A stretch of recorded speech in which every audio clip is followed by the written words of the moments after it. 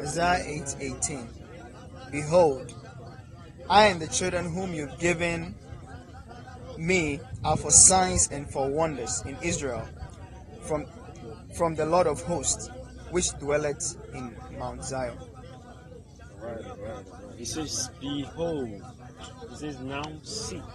That word behold means it's a present tense activity or verb. He says, behold. He didn't say beheld or will behold. He says, behold. You know? So now. He's talking about now. Now. So it's a reference to the present. It's a reference to the present. It also means that nothing else matters.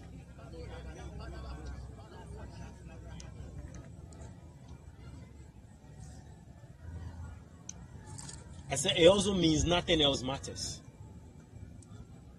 It also means that it is the only thing that matters.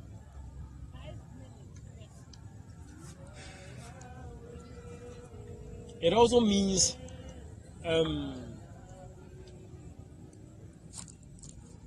it is the only thing you should consider. When anytime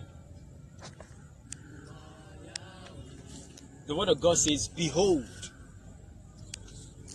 behold, behold. I said it means that nothing else matters. You know, so you may have been considering other things.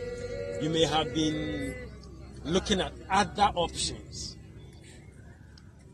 You get me? But as soon as he says, behold, he says, this is the only thing you should set your eyes on.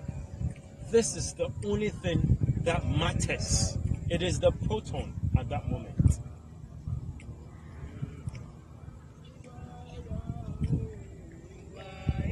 So for example, if you were worrying about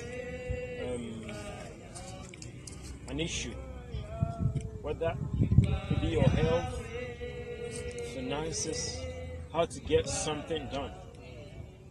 Alright, so let me use maybe you have been brooding over things you need, right? Some particular things you need, and then you are studying the Word of God, and then suddenly you receive a revelation. Then God speaks to you, whether it's through a still voice, or through a rhema, through the word, or through an audible voice, whatever it is. And then he says,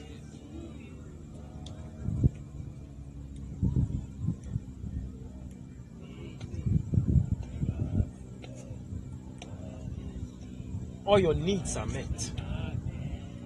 Or he tells you, I am responsible for all your needs. Or he tells you, I supply all your needs. That is the behold of God. So he's telling you, forget whatever you were thinking of. They don't matter anymore. He's telling you, take your eyes off everything. This is all you're supposed to behold.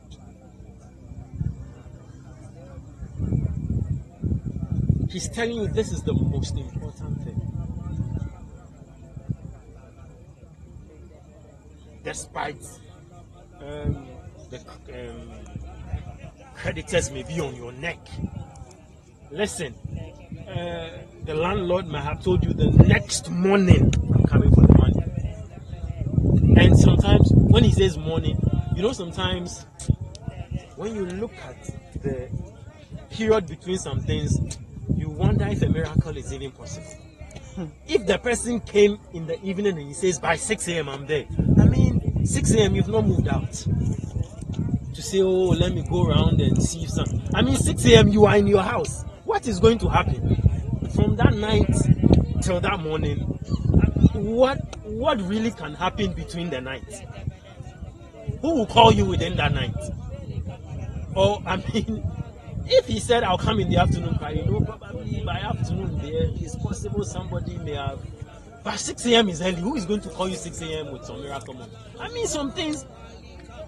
But he says, behold. You know, he's telling you, this is the proton. Nothing else matters.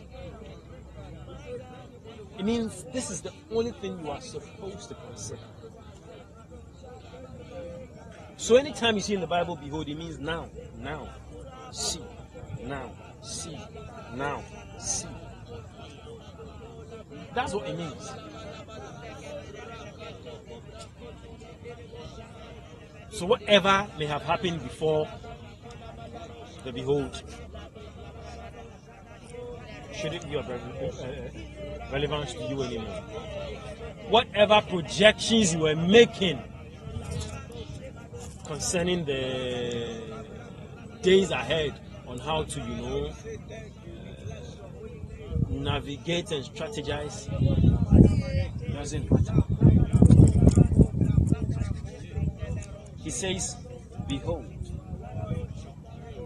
So as soon as he says, set your gaze on this, it means from that moment, you should live a present, continuous life of the behold. Do you know why I said you should live a present, continuous? Because tomorrow is the future. You have not yet entered it. But when God says, behold, the moment you received it, it is present. When you walk into tomorrow, it is present. The next 3 days, it is still present. Because you are functioning from what? Now, see. Now, see. So the behold does not become irrelevant because tomorrow is ahead of you. Tomorrow is still now. So he's saying, tomorrow, gaze on this word. Next 3 days, gaze on this word. He's telling you, function out of time. You see, anytime you function by behold, by faith, you function out of time. Because time loses its relevance. Because tomorrow is still behold to you. Next 3 days is still behold to you because it's your now. You are functioning in the now. Once you stay your eyes on the behold, tomorrow it won't change to you beheld. Tomorrow is still behold. Next 2 days is still behold. Next 5 days is still behold. So it's not future to you. It's still present tense reality. Do you get what I'm saying? So he said, behold, I and the children whom the Lord hath given me, he says, are for signs and wonders in Israel, from the Lord of hosts, which dwelleth in Mount Zion. This was a prophecy by the prophet Isaiah. And this particular place he spoke about was a prophecy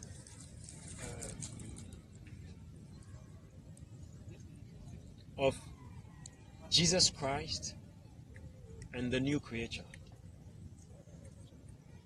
I said it was a prophecy of Jesus Christ and the new creature. All right. So let's go back to the book of Mark.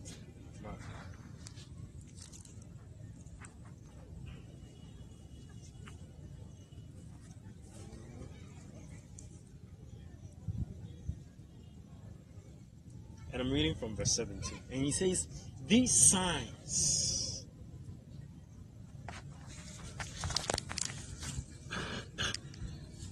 He said what? These signs shall follow them that believe.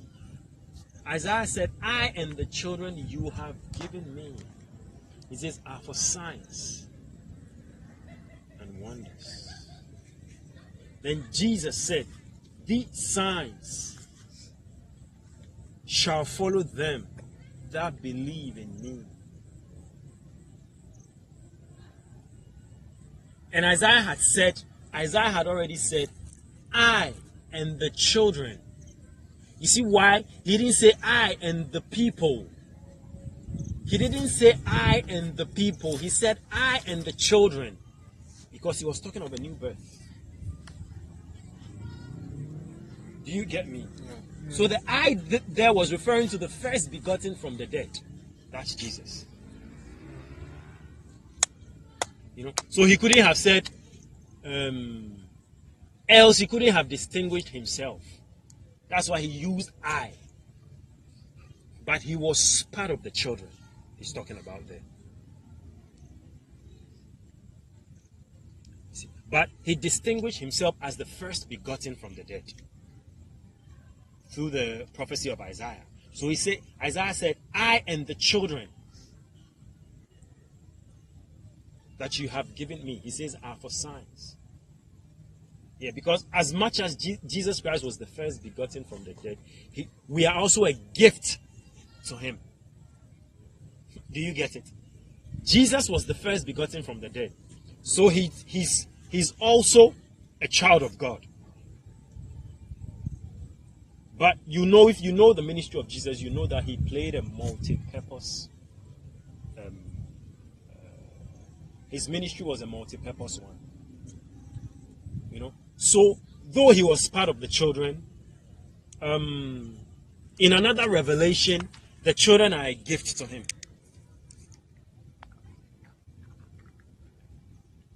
Do you get what I'm saying? The children are a gift to him. Why are the children a gift to him? Because the church is a result of the finished work of Christ, right through the power of God. So God gave the church, you did this and this was the result, so I give it to you as a gift.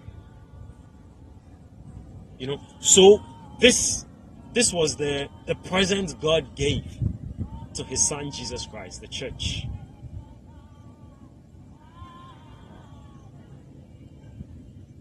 And the church is also the wife of our Lord Jesus Christ. It's amazing. He is our first brother, yet we are a gift to him. At the same time, we are a wife to him.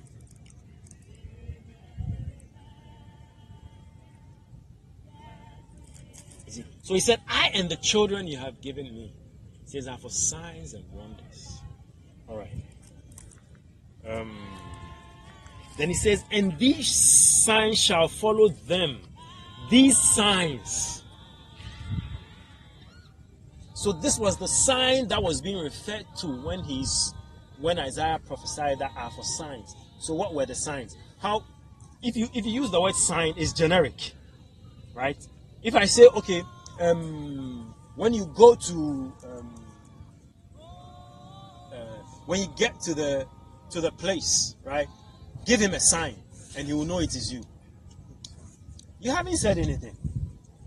I'll ask you, which sign am I supposed to give him? But if you say when you go, give him a sign, you know, the sign should be known so that the person can identify. And the one even expecting the sign also should know the sign so that he would know that this is the right sign. Wow. You know, so what were the signs when he says this sign? You see, there he didn't really give detailed information. He just said, I and the children you've given me, he says, are for signs and wonders. But then Jesus Christ clarified it here. Then he says, and these signs shall follow them that believe. He says, in my name they shall cast out devils. They will speak with new tongues.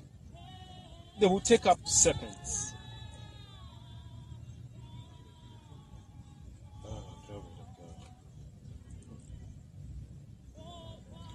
Then he said, and if they drink any deadly thing, it shall not hurt them. He says, they shall lay hands on the sick and they shall recover. So now, you know the signs, right? You know specifically what can be identified with a person. You know, and okay, when you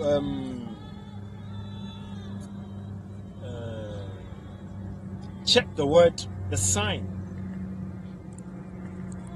he says that by which a person or a thing is distinguished.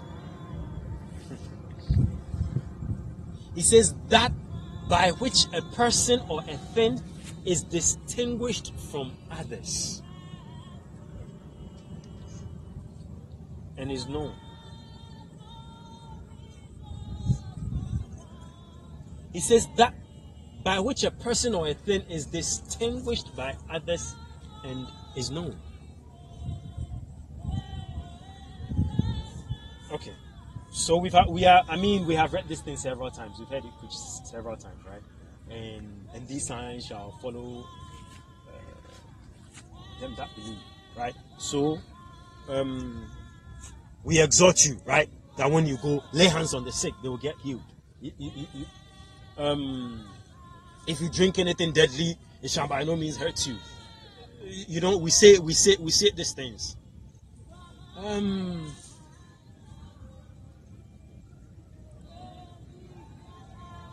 But do you know, this is the understanding we have had all this time. This is the understanding we have had all this time. That when he said, these signs shall follow them that believe, the understanding we've always had is that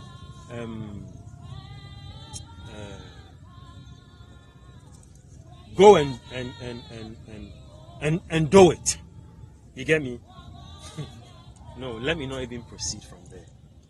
Let me give you something better before.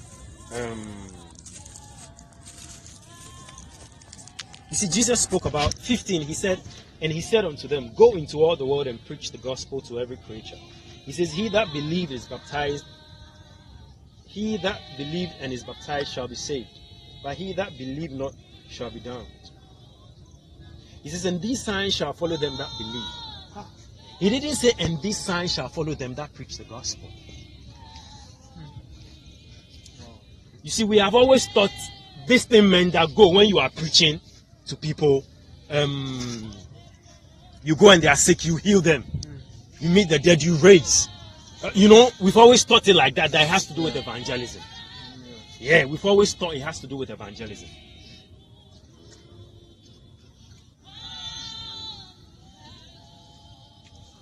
Listen, he made it clear. He said, go ye into all the world and preach the gospel to every creature.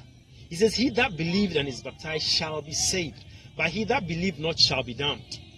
Then he finished with that communication. Now he says, and these signs shall follow them that believe. So this thing has nothing to do with preaching the gospel. It is a life. That's why I told you, he said, a thing or a person, that by which a thing or a person is distinguished and is known.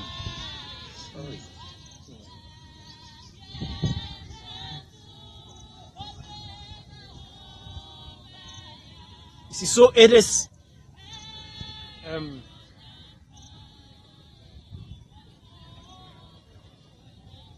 Let's say somebody has a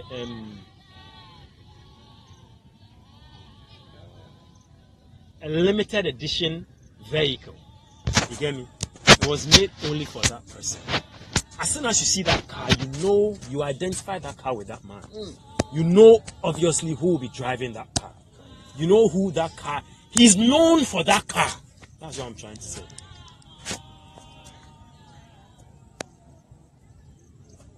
He is known for that.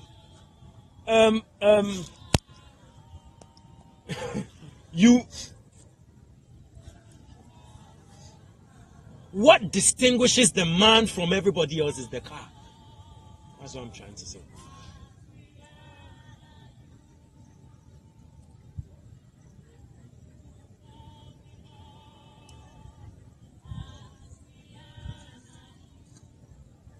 You know, so it's not a one-time thing you do. It's not a one-time experience. It is a life. You know, it is.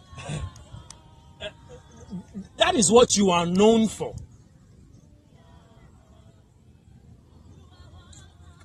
That is what goes with you.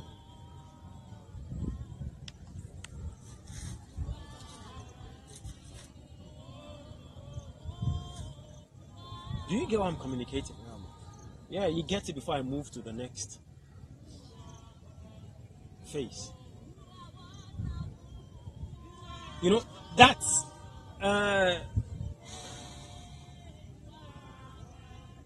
or maybe somebody who walks in a particular way. You get me? That is what distinguishes him from the common. You know, maybe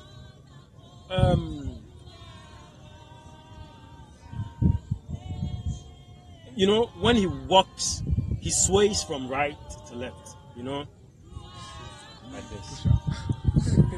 You know, he is known for that. That is what distinguishes him from the crowd. That is what separates and sets him apart.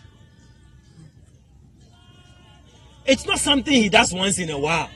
That is what he does all the time. So when he says, and these signs shall follow them, and that sign, the sign means semeion. That is, he says, that by which a thing or a person is. He's saying this is their usual way of doing things.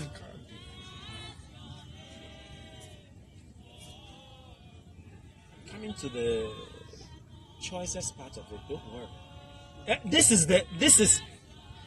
That's why I say it's not something they do once in a while, because some things a person does once in a while cannot really be attributed to the person. You get me? People cannot really know him for that, because it's something he does once in a while. But I'm saying, if everybody walks this way, he walks this way. That is. It's not something he does once in a while. That is how he walks. Really, it means that is how you can identify him, by how he walks. So he's saying this is how you can identify those who believe. Do you get me? He says this is how you can identify those who believe. This is how you can do what? Identify them, because this is not something they do once in a while. This is, it is their usual. The unusual is their usual. Do you get me? Yes, sir. The choicest part is still coming. He says, and these signs shall follow them that believe in my name. So you see, these things is not for a pastor. It's not for a prophet.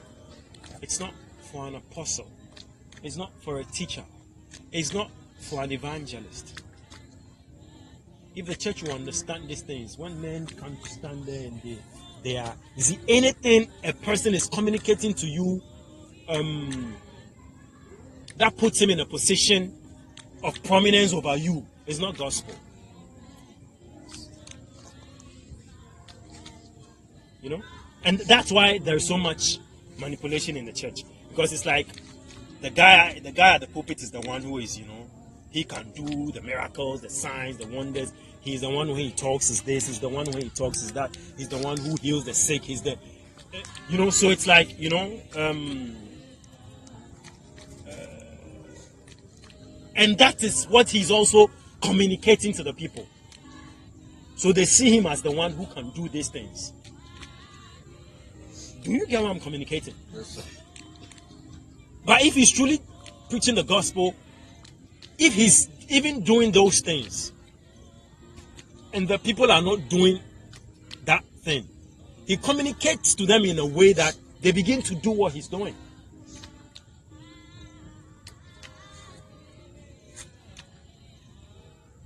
You know, they don't stay in a position of disadvantage. You know, that's why I like the gospel. It places everybody on the same platform. It makes all of us equal. That's why I like the gospel. It makes all of us equal.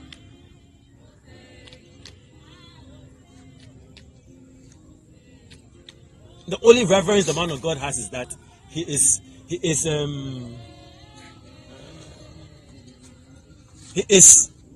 showing you who you are. That's the only privilege he has. He's showing you who you are.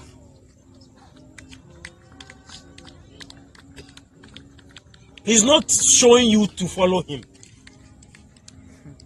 He's showing you who you are. That's the only privilege he has.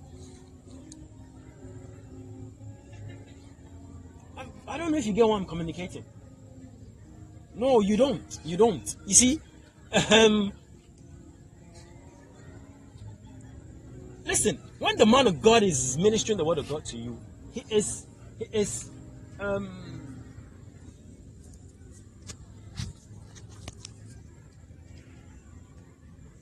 is making you see you as Jesus is. Not even what the man of God can do. Or he's making you see you as Jesus is.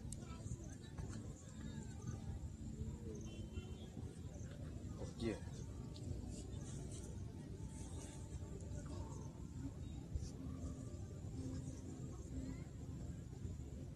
You know, so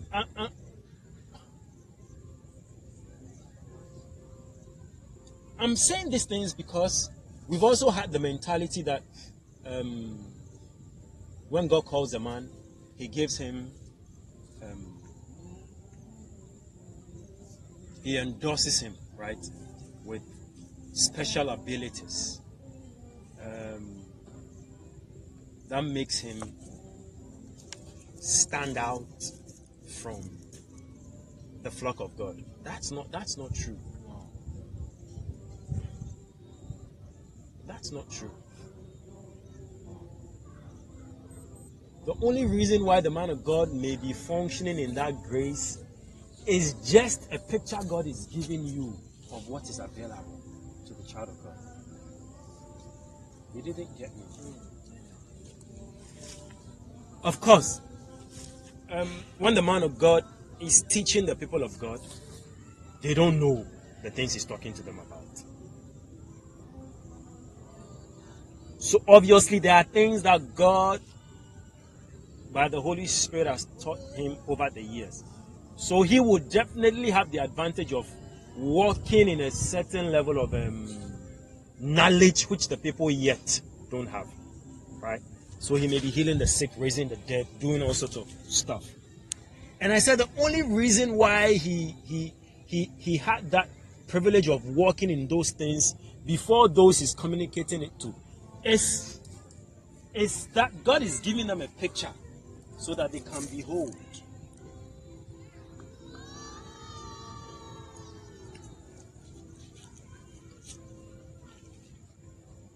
As he has beheld them.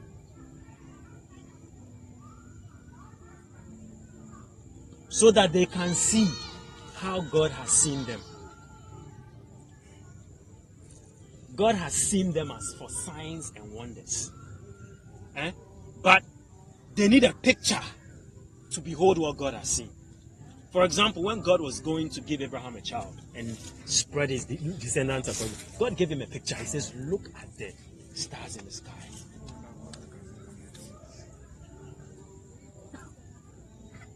For whose sake was the stars shown? Was it to God or to? It was for the sake of Abraham. You know? So when the man of God is doing all those stuff, it's a picture God has given to you. It's for your sake, to let you know, so that you can behold. As you behold, you do what? You change in glory.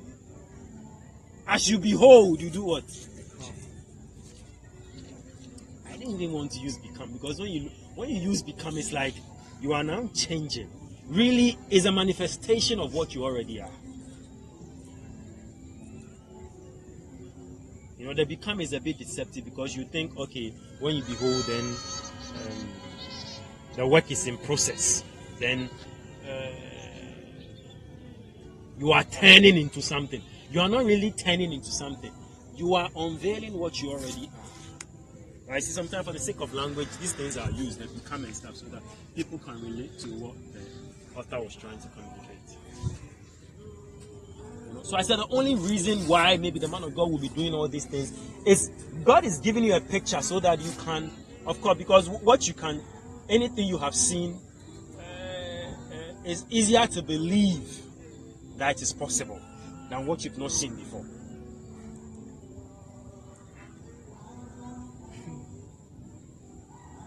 Yeah, if you've seen something before, it's possible to believe that, oh, this thing, and it's even possible to believe beyond it. That's the purpose. When anytime you see something, it's possible to believe beyond it. Why is it that now we even believe? I believe that a time is coming we'll not even be holding phone as gadgets. Right. You know, there might be a technology that, you know, maybe just a bracelet on your hand with a hologram, something you press, then the thing comes. Why can I believe that? Because I have seen a phone. To some of our great grandfathers and stuff, if they told them, they can't believe phone is possible. You know, but because we have seen it, we can even believe beyond it. You see? So God gives you that picture so that you can not just believe it is possible, the things that are being told us, but even to believe beyond it. That was by the way. So he said what? And these signs shall follow them that believe. Okay. So I said we've always thought that it means, you know, in preaching the gospel, these are the miracles that go with it. I said that's not true. You know, it has nothing to do with. It is your usual life. So it means even in preaching the gospel, it will happen. Right? Yeah, so that's by the way. So he says, these signs shall follow them that believe. Not, for those who didn't come too early, I said we read from 15. He says, and he said to them, go into all the world and preach the gospel to every creature. He that believes and is baptized shall be saved, but he that believes not shall be damned. Then he didn't say, and these signs shall follow them that preach. He says, and these signs shall follow them that believe. So it has nothing to do with the preaching. He says, these signs shall follow them that believe in my name. So he's talking about the new creature. Okay? Then he said, they shall cast out devils, they shall... Okay, that's good. These signs shall follow them that believe. I said we have always thought it means we need to work it out. You get me? There's something you should be doing. So you go and pray, try and pray for the person. You know? Try and heal the person. We've always thought that the responsibility was on us for the signs to manifest. True. That's why some people say I prayed and the person didn't get well. You see, we have always thought that the responsibility is on us for the evidence to manifest. Listen. It is the responsibility of a manufacturer to prove the quality of his product. It's not the responsibility of the product.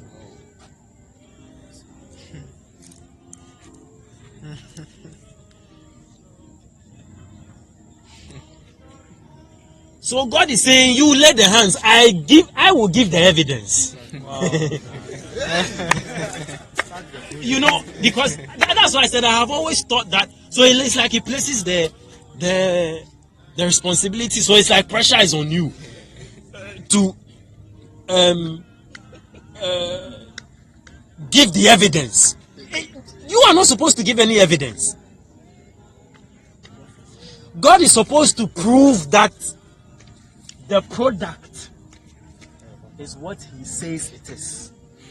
So he says, for me to show them that I cannot lie and the product is what I say it is, when they lay hands, the evidence is that they don't have to give any evidence.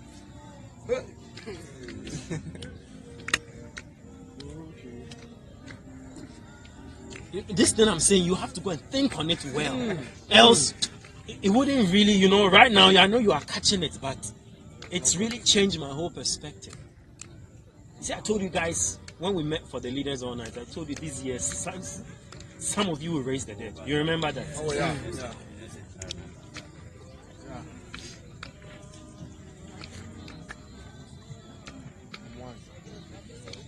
Because I have always thought that I need to show the evidence. You get me? On behalf of God. Yeah. Yeah, I need to show the evidence on behalf of God. So when I lay hands on the person, he's supposed to get well. No. The evidence is not from you.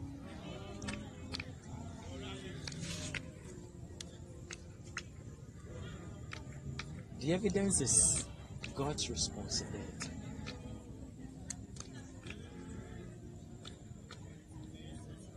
So you see, he says, and these signs shall follow them.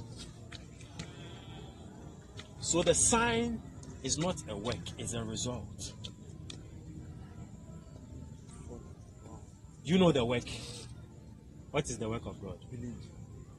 These signs shall follow them that. Let me go back. These signs. He didn't say those who believe will work for these signs. He says these signs shall follow them that believe. So the believing is the exam, and the sign is the result. So the only work you are supposed to do is to what? And then when the paper is marked, the result is the sign. Who gives the marks? Is it not the examiner? Is it the student? It's the examiner who gives the mark. So who gives an evidence that you passed or who gives evidence that you passed or you failed? And this time the examiner has set a question and he has given you the answer before you are answering the question.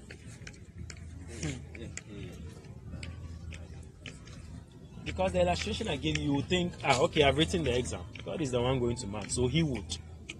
God is not the one who will determine the kind of evidence you are supposed to have. You. Because God has given you, or he has given you the apport. That's when you go, question 1 is,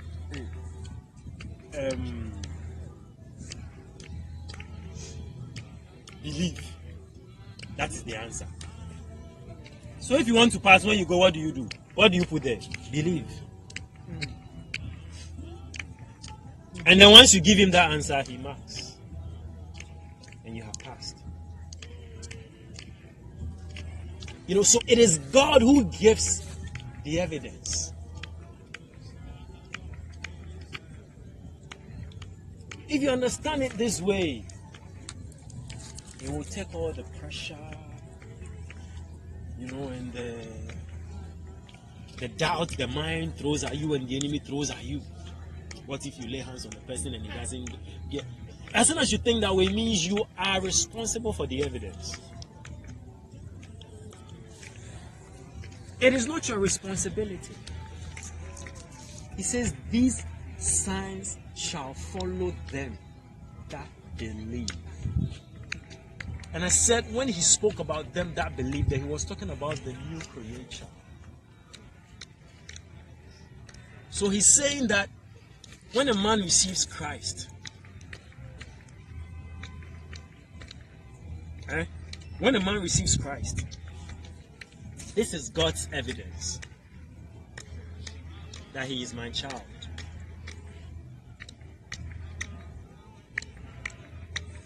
his life will be a life of what? Wonder. And when you summarize all the signs he gave, it's just relating to walking in dominion.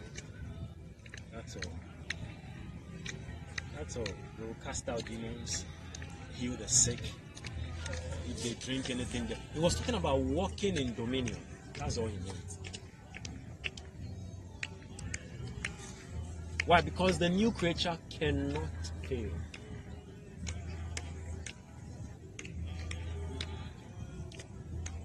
So he says, these signs shall follow them that believe. So he says, I and the children you've given me, they are for signs and wonders. And he says, these signs shall follow them that believe. In my name. Then he gave the list. So when a man is born again, his life is a life of dominion. This is what the man is known for. I want you to catch something.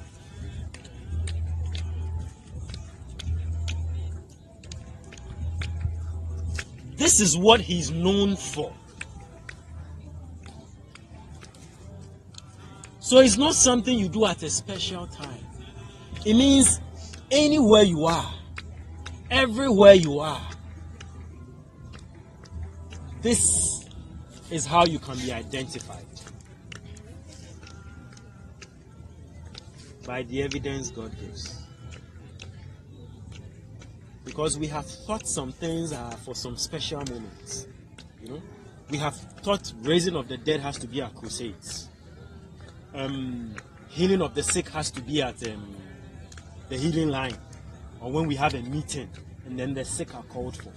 No, I just want you to know that anytime, any day, if you are even bathing and you just heard he's dead, you can walk out with your towel and raise the dead. It's you know, I don't know what, if you are getting what I'm talking about. It's not something you have to put yourself into. I don't know if you get me. Sometimes you think I need to condition myself to, you know, back then I had heard some sermons and the man of God said, Shai, do you know how difficult it is to raise the dead? You should have prayed for 15 hours. So some stuff. But it's not something, I don't know how to put it. I said the unusual is our usual. God says to identify these people, the unusual is their usual. You know, so it's not some special occasion to do. He says that the special is your norm. The special is your normal.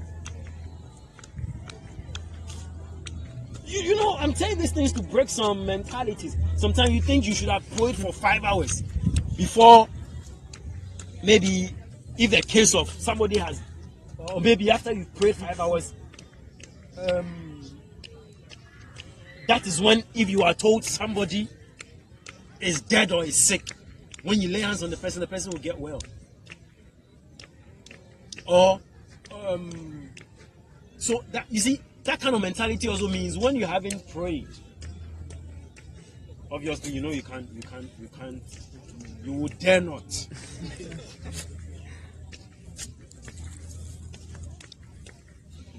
He didn't say these signs shall follow them that have prayed, that have fasted. He says these signs will follow them that believe in my name. You know, so I just want you to know that that's the way it's normal for the natural man. When somebody is sick, they get worried. When somebody dies, they cry. You know, when things are not going on well, they are shaking. Is their normal? You too is your normal. You know. So I said, if you don't have to put yourself in some. You don't have to psych yourself in a special way. As in, you know, they said this has happened, then you want to psych yourself. No, it's your usual.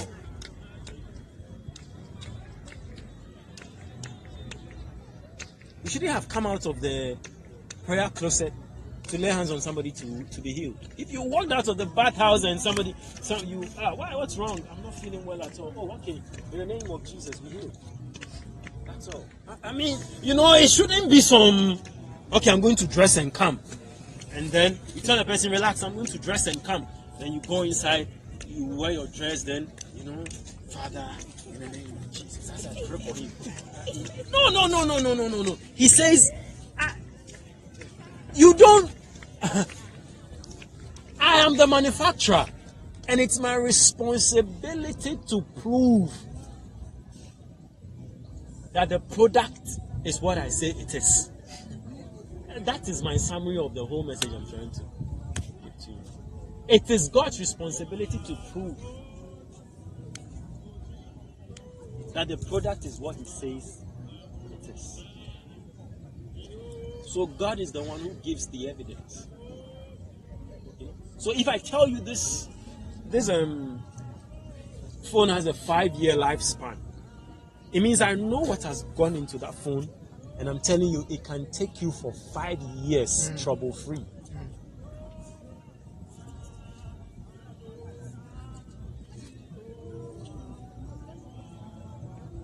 If I tell you this phone can give you crystal clear pictures, I know what I have put into, or the technology I put in the phone that will give you crystal clear picture. If you use it, you are surely going to get.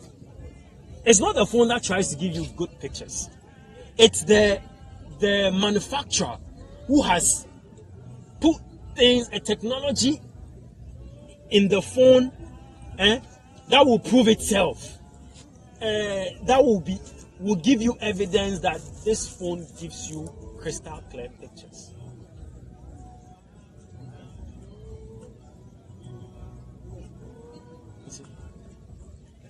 So the technology we have been built with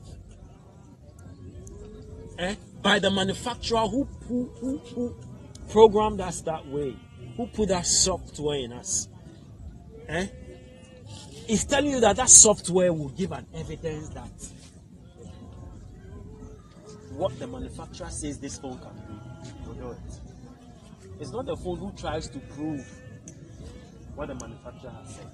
It's the manufacturer who proves what he has said the phone can do, will do. And I told you the word sign there means what? That by which a person or a thing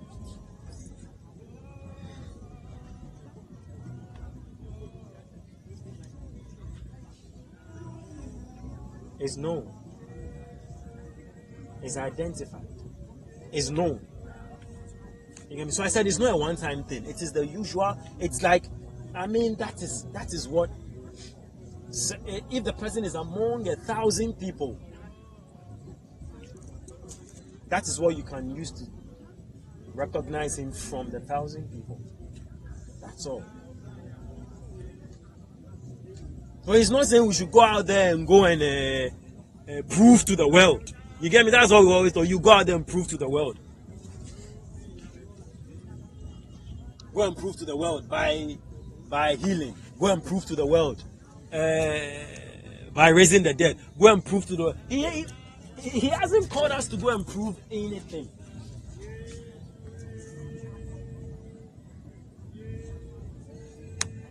Do you get what I'm saying? God hasn't called us to go and prove it, because as soon as you have to prove it, then the responsibility is on you. He hasn't called us to go and prove anything.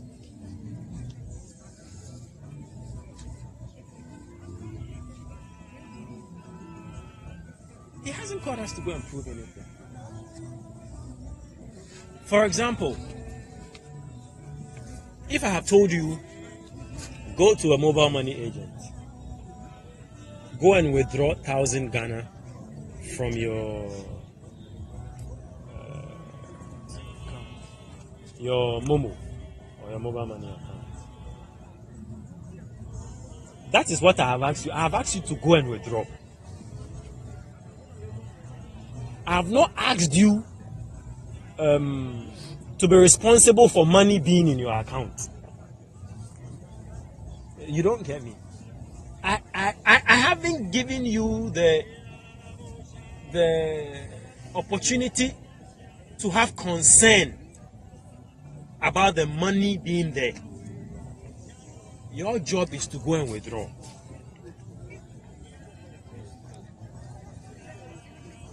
Do you get what I'm saying? Your job is to go and withdraw. And my responsibility is to make sure when you get to the agent, he has to give you 1,000 Ghana. That is my responsibility.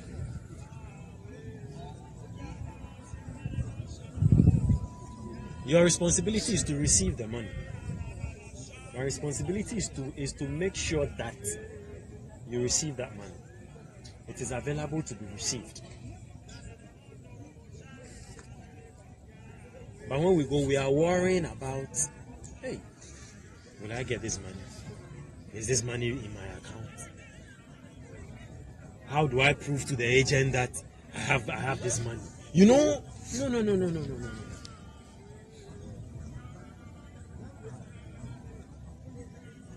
So the proof is not of us.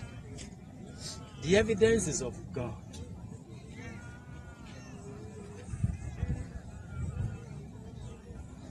It says, these signs shall follow them that believe in my name.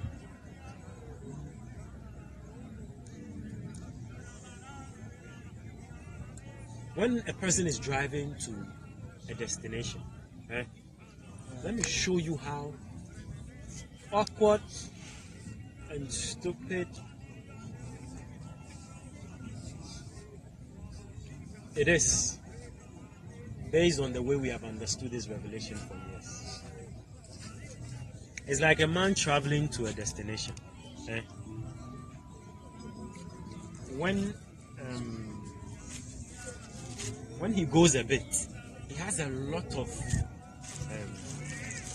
signboards. When he goes a bit, then he will park. Then he will put the signboard there. Elobu, 28 kilometers away. Then he will go and sit in the car again.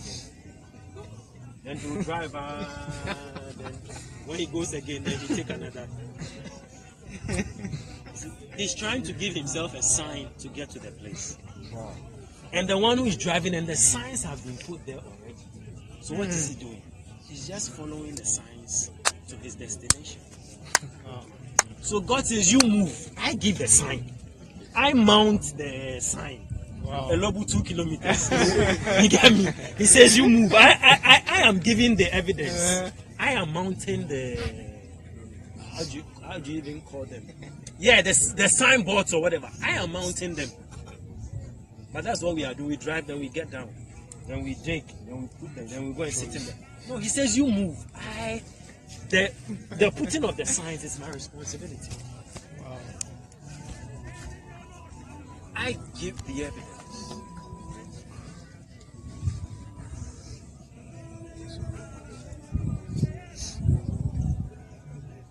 So you see, really, the one driving is not doing anything.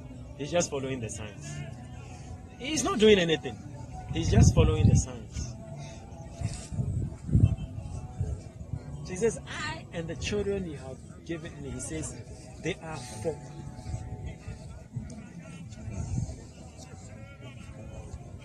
Yeah, that's why he said they are for. Because he was showing you what was going to happen. But when he got closer, Jesus said, this sign shall follow them that believe in my name. Because he was just about to lay down his life.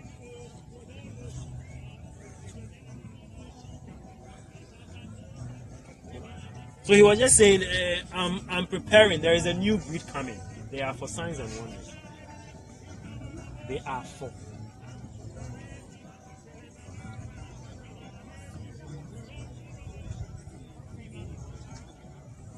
Now he says, these signs shall follow them that believe in my name. So after he died and resurrected, all those that believed in his name, he says this is what will distinguish them, set them apart. That God will give evidence about them.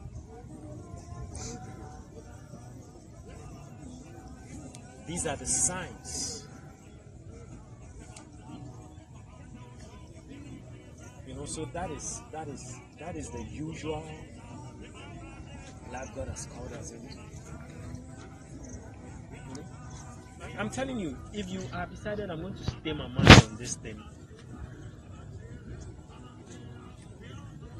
for some time, it's the consciousness by which you walk in it. I'm going to really sit down and then listen to this thing and stay my mind on it over and over. That I don't need any special psyching to do some things. It is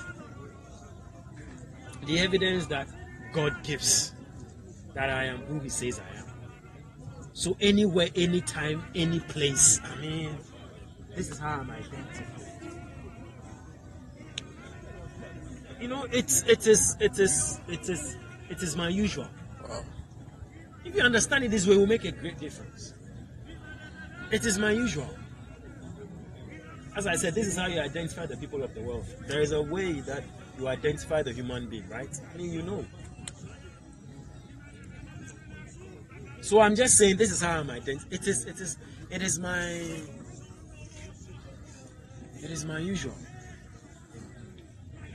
You know, it shouldn't be something done at a special time or a special period. It is. I mean, that's my life. So anytime, any place, anywhere. So it means anywhere I find myself. You know, sometimes you think this environment there is not for this. This environment is not for this. No, anywhere, any place, anytime. If it's in a vehicle.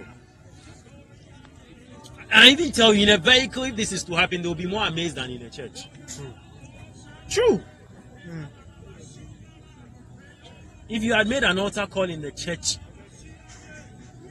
maybe the number of people who would have responded in the car, much more will respond. Because it's not an environment that they expect that this should happen. And then it did. But it is our usual. It is their unusual.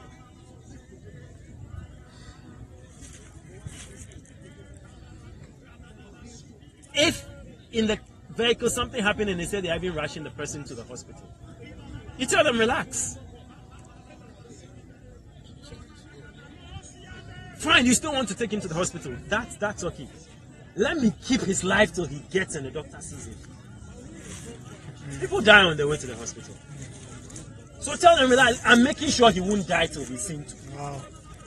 Yeah, because some people will still want to, you know, out of fear. We have to let him see a doctor. You know, so you just. I'm praying. That's how they can understand. That's why I'm using the word I'm praying. So I'm keeping his life so that nothing would happen. You speak confidently. I'm keeping his life. Nothing will happen till you get him. And it's not a long prayer. Like, oh, hurry up! No. Then they'll be shocked how you. Because in the panic, you are composed because of the knowledge you have. So as everybody's rushing, what do? You just say, oh, relax.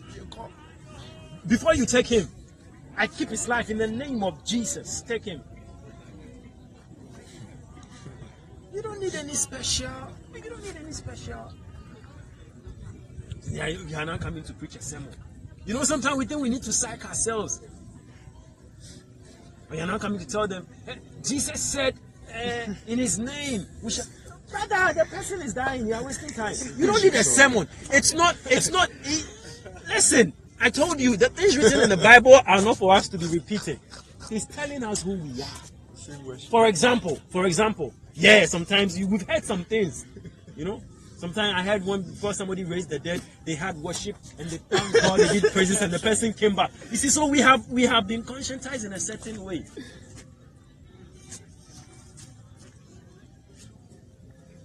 If there's any example, I'd rather choose Jesus' example. Jesus didn't have prayer and worship in raising Lazarus. The Father, I thank you. You had, come out! Why won't I rather?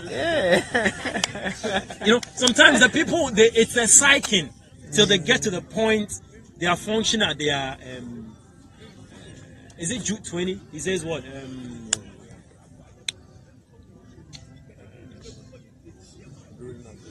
Building up yourself on your most holy faith. You get me? They psych themselves till they are stirred by their most holy faith. When he says your most holy faith, he's talking about not the size. I mean the purity of your faith, without any thing choking it and all that. You know, sometimes people sing and do all that to really, knock off some things which are distracting them and all that. That's why at that point they got the results they were expecting. But it didn't mean they had to go through all that. If I've already taken my bath, I wear my clothes. The one who hasn't has to go and bath first. It doesn't mean we all have to bath before we take our clothes. You didn't get what I said. Imagine they said go and wear your clothes, and then somebody enters the bath to go and bath before coming. Then you also say I'm entering to go and bath before. The requirement of wearing the clothes is not that you have to bath. He is dirty. That's why he has to bath. So you don't make a doctrine out of it. That before you pray for someone, so you watch movies and you see this kind of stuff. You know, sometimes before they cast out a demon, they will come and worship. And no, Jesus didn't have a worship seminar before. He gets there. He didn't even have conversation. The only time we saw the conversation was with the legion, and that one was not a format for us to follow. It was to give us a revelation of how demons are. That's all. You didn't get it. Let me explain something to you.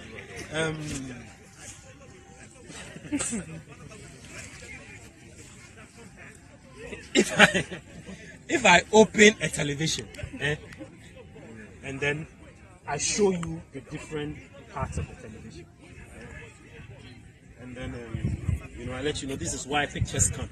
This is. I finish, I close it. It's just knowledge I've given you to give you insight about how the television works. Before you put on your television, every time before you put it on, you open the back. Right? You look and say, okay, this is what it is, and then you cover it, then you come and put it on. So when Jesus spoke to the demon, he was just to give us an insight sometimes of the number of demons that can be in a person and all that. So when you meet them, you say, come out. You don't ask, how many are you inside? Then he wasn't doing that so that we do the same thing. He was just giving us insight. Then you're having conversation with demons. How many times did he do that? Check. That was the only time. But how many times did he command them out? Many times. So that should tell you that is what he wanted us to do. And not the one he did once. People having conversation. How many are you? Say we are 6. Give me your names. What are you doing in here? And we think that is. No wonder some of the men of God have become some way. Because they've listened to conversation of demons. Now, they have built doctrine. They have built doctrines around these things. They are conscious of demon. Every time they are thinking, hey, if you eat something, you can get a demon. Be careful. Ministration out of fear. They've gotten to know so much about demons. When did you enter him? The first time? Okay, last week. When was the first time you came into him? Last 4 years.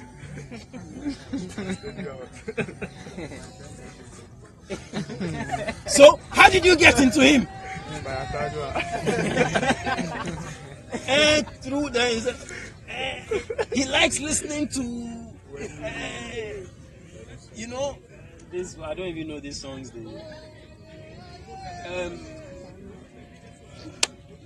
What do you even call it? Rap music.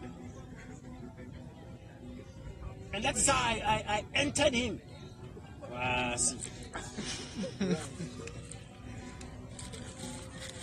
Come out. I said I won't come. We've had conversation with him. Why will he come out? He thinks you are his friend. Come out, I won't come. I don't want to go. I don't want to go. If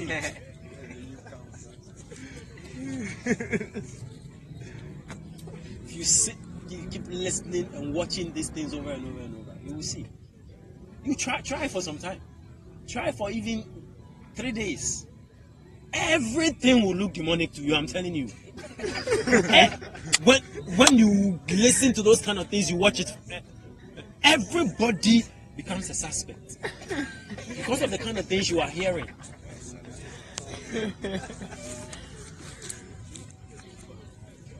Then you begin to walk in fear. No demon can enter anybody without the person's permission. You know, sometimes we think it's like it's something that swoops on you, and then he cannot accept you give him the right.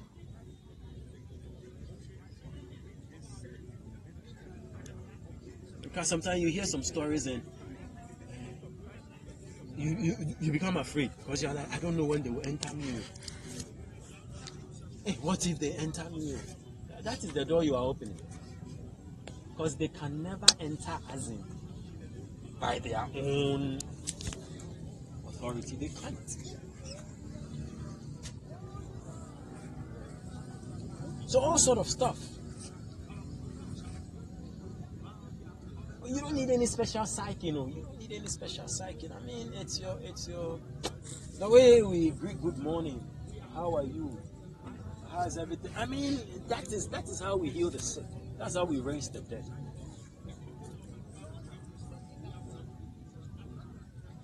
You know, that's the evidence God has given.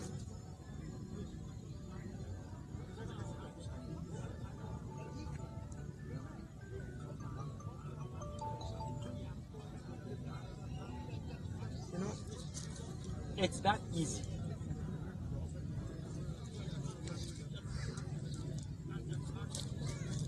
What's the evidence that this is a phone? It's because it can be used for communication.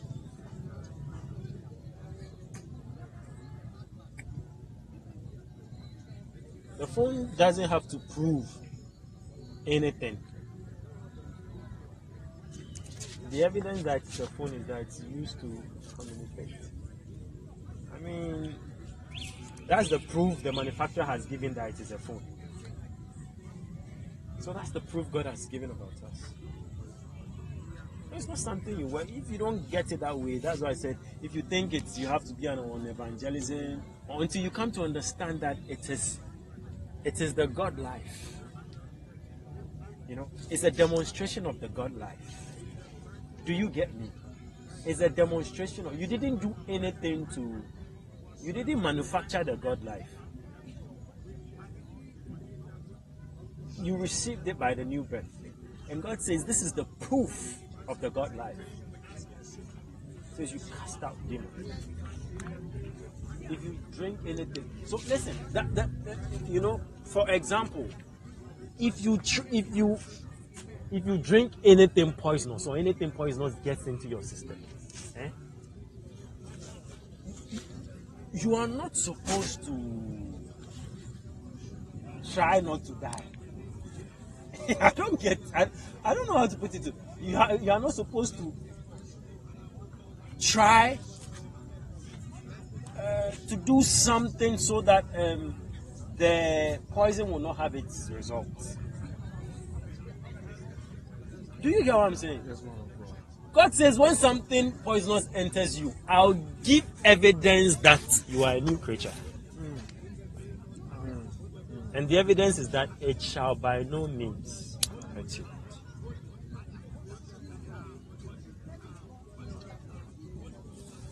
So if you stay your mind on this,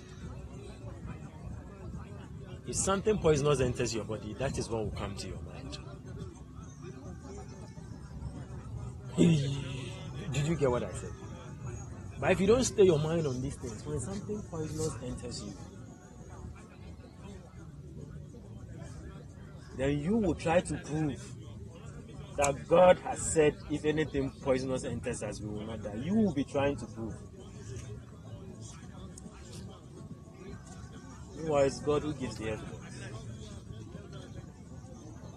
It says he keeps him in shalom, shalom, who stays his mind on him. He keeps him in perfect peace. Who keeps him? Is it yourself? He. What are you supposed to do? Stay your mind on his word. That if anything poisonous enters you, shall by no means. So he says, the peace in your body is not your responsibility. It is my responsibility. He says, you stay your mind on the truth that if anything poisonous enters you, shall by no means come. And when something poisonous enters you, I'll give evidence by giving you peace in your body.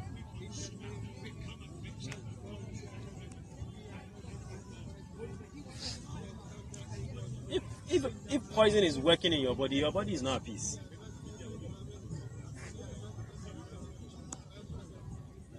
So God is saying the peace is my responsibility. It's not yours. So you stay your mind on these things. Stay your mind on these things. I'm hearing there's a new virus, coronavirus. Yeah, and it's I mean, there's some countries when some things happen, it has already been distributed to the world. US, China, because they are the world powers. And they are dealing with nations all across the world. They have reps all over. You know, I won't be surprised it's already here. Because Ghana is one of the places we have a lot of Chinese. I wouldn't be surprised. And our borders, we allow, once you see the person is of a different color, apart from being black, we allow anything into this country. So obviously, somebody would have walked in here, obviously. But that's not what I stay my mind on. The first time I heard corona, I know it's a car. I wonder how now it's a virus. You have Toyota Corolla and Toyota Corona. I know it's a car, now it's a virus. They are giving statistics of people it has killed so far. And the countries. And you see, people are thinking on these things. People are thinking on these things. No. You can't receive evidence of shalom, shalom when you are thinking on coronavirus. And they said it's through, the air. You can't. He says, if even there is coronavirus, he says, stay your mind on my word, that if any deadly thing enters you, it shall by no means hurt you. He says, behold, that should be your now revelation. So what do you do? Despite what they are saying all across, what do you stay your mind on? It shall by no means hurt you. So if you breathe it in, the evidence God will give is peace in your body. The evidence of the natural man is what? Death in his body. You see, when the thing enters the body of a person, the virus has to give evidence I'm there. Listen, the virus has to give evidence I am there, and that is death. But for you, when it enters your body, it's not the virus who gives evidence, it's God who gives evidence. It is God who gives evidence. And it has just started. Coronavirus is just one of the few presents of the enemy to the world this year. More to come. China, they're all wearing masks. You think they are ninjas. I said if I was in China, I'm telling you. No wonder he says we are wonders. They will look at you and say, I wonder what kind of guy. With their mask, I'll be the only one going through. Normal. I'm telling you, before, if I was in China, I would have moved with. Everybody's wearing the mask right now. So if I'm also wearing a mask, I'm not a Simeon. I need to be a Simeon, a sign. So if everybody is wearing masks, what will distinguish me from them is that I'm not wearing mask. Not because I'm trying to prove anything to anybody. Because I don't need any mask to filter the air I'm breathing in. The air I breathe in is not a factor. It is the evidence about me. Which is what? Nothing shall by any means hurt me. I wouldn't be shocked that by this time I will be on CNN. If I was in China, I'm telling you.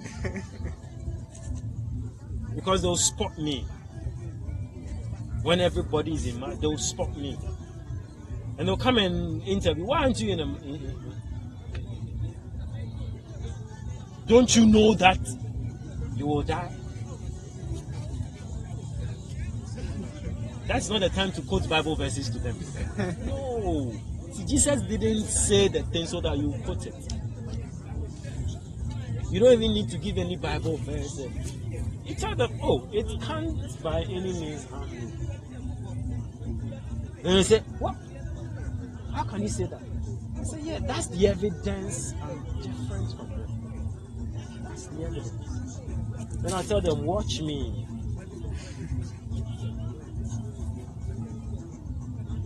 I ask them, what's the duration that the virus kills? They'll say after 1 week. I'll say, count 1 week. After 1 week, come. I'll still be available for interview. It shall by no means stay my mind on this. It cannot. I don't care what virus is running through the system. It shall by no means. It shall by no means. It shall by no means.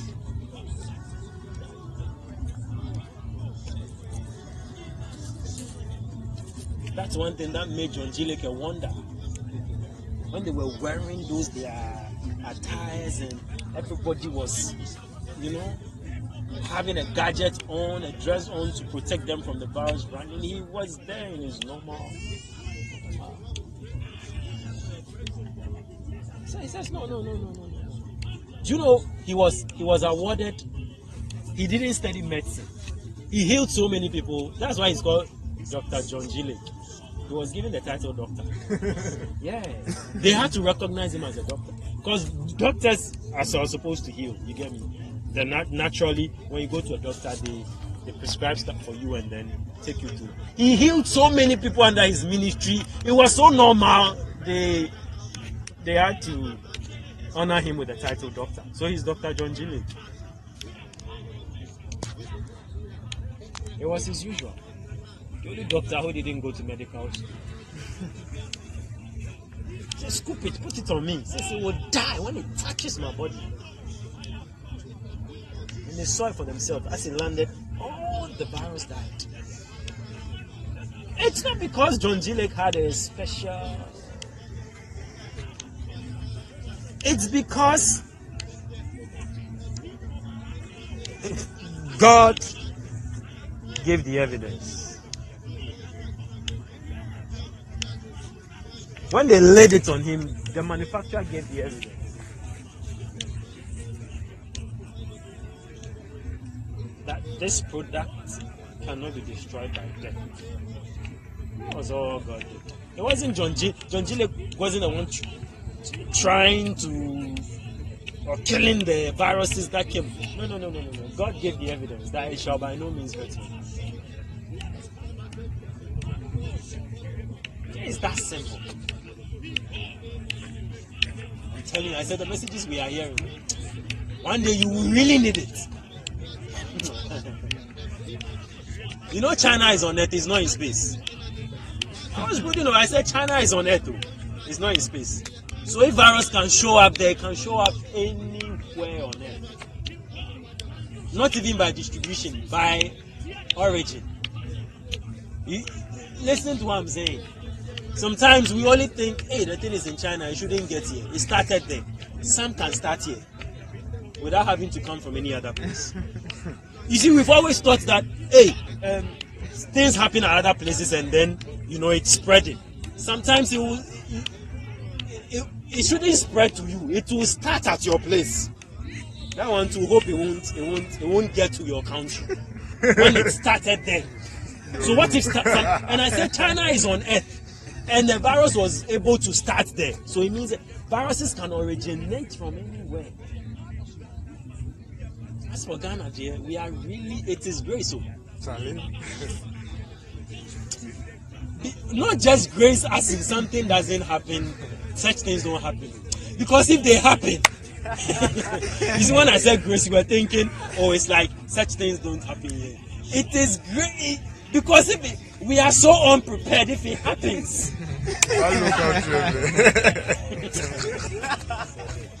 If it happens, we are so, it's like this nation is, you know.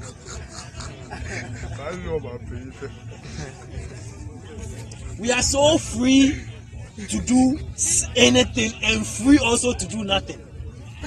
So we are so free, we are doing nothing in it. If I'm wondering some of these plagues, if they land in Ghana, oh, within 24 hours it will reach the four corners of Ghana. Nothing. We are not prepared for any epidemic. I'm telling you, jokers.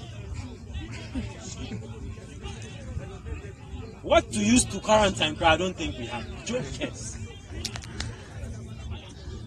If something regulation, how will we even regulate it? Even statistics we don't have. So how will we regulate it? They can check. There are CCTV cameras and stuff where the person went today, who he has contacted. They can check everything here. Records crowd, we don't know how to do. And by the time they'll find out that the person, maybe after 2 months, where he has and see our vehicles overloading and all, everything it will spread so quick. It will spread so quick. It will spread so quick. It is really grace. Well, we are here.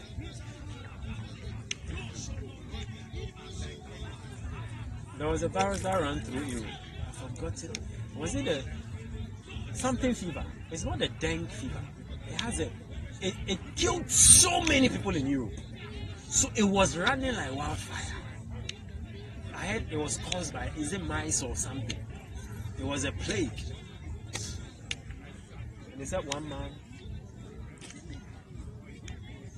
he stood, and the thing was spreading. You know those times too, there was more of village settings. You get me?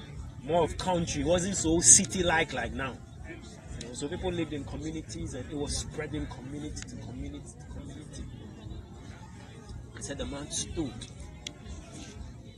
And then he spoke. He said, the virus is not permitted to enter their habitation. So he says, you are not permitted to enter. And the virus came and spread all across communities around them. Not one person was killed. Not one person was attacked or had a plague of that virus in his village, because one man stood and spoke on behalf. It wasn't by chance it didn't enter, because communities connected to them were getting it. Yet nobody who belonged to that place had the virus.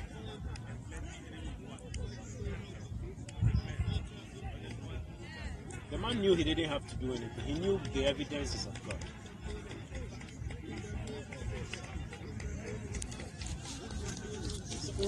Sometimes we hear prove God's word. No, we are not supposed to prove God's word. God gives the proof of his word. We just act the word, and God gives proof of that word. He gives evidence. The word is what he says it is. So know who you are. Know your role. Know what you are supposed to do. Know the things which are your normal. Know them. We are different. When I say we are different, it's not just by words. We are different. I'm not just telling you are different. There is an evidence that you are different. That's some of the things I'm sharing with you today.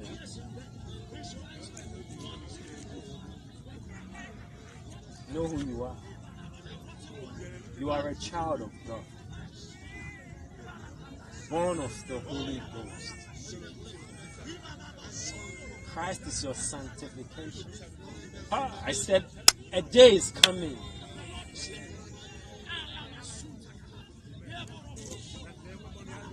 You will need this message.